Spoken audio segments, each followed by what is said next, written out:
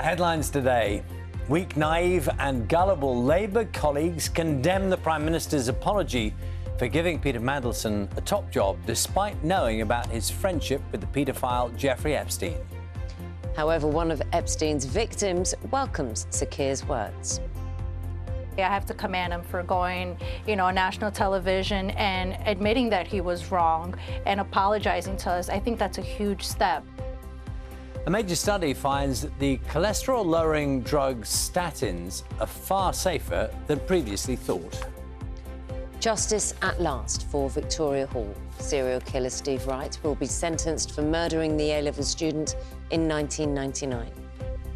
Good morning. Misty-eyed menus from jam roly-poly to corned beef hash. I'll be finding out why we're getting all nostalgic about retro recipes. Good morning in sport. Ireland pummeled in Paris. It's a bruising defeat for body and soul as France get their Sex Nations title defence underway with a statement win. And a seaside holiday, 1930s style, a mystery of an old film reel showing one family at play on the Hampshire coast. We'll take a look at today's papers. Most front pages, unsurprisingly, focusing on the Prime Minister's apology over his appointment of Peter Mandelson as ambassador to Washington. Here's The Guardian. It leading on Downing Street, defying calls to sack Sir Keir Starmer's Chief of Staff over the appointment. The paper says many backbenchers believe keeping Morgan McSweeney in his post leaves the Prime Minister's position untenable. Angela Rayner featuring on a number of the front pages. This is Daily Mail reporting she's told friends that she's ready to launch a leadership campaign. Also reports Labour MPs have warned that Keir Starmer's leadership is hanging by a thread. And then The Times, leading on Mandelson and the backlash, but also reports that MPs have been told to move out of Westminster or it will take 60 years to repair, referring to renovation at the Palace of Westminster.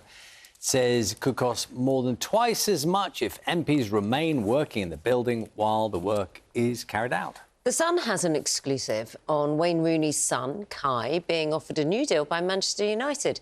The 16-year-old attacker, who has been in United's academy for several years, appears set to follow in his father's footsteps. Tonight at 6, police are searching 2 properties linked to Lord Mandelson as part of their investigation into misconduct in public office. Detectives have been at addresses in London and Wiltshire following the release of emails suggesting Peter Mandelson may have passed sensitive information to the convicted sex offender Jeffrey Epstein. When Keir Starmer appointed Lord Mandelson to the UK's top diplomatic role 14 months ago, could he have guessed it would end like this? Our other main story, the disappearance of Victoria Hall more than 25 years ago. Serial killer Steve Wright is sentenced to life for her kidnap and murder. With relentless rain and flood warnings in many parts of the country, we see the devastating impact on one scenic coastal road. In a spin at the Winter Olympics, we'll be live in Milan for tonight's opening ceremony. The Gruffalo said to his daughter one day, "Your Gruffalo granny is coming to stay." And a new Gruffalo character 25 years after Julia Donaldson penned her first edition of the children's favourite. President Trump is criticised for a racist social media post about the Obamas. Whoever is out there holding our mother, we want to hear from you. The brother of US breakfast TV host Savannah Guthrie pleads for information about their missing mother. The plea for under-18s to benefit from supermarket loyalty cards. Meet the miracle baby who was removed from his mother's body while she was having surgery. I just stared at him for the first 24 hours, just in complete disbelief that he was here and he was okay.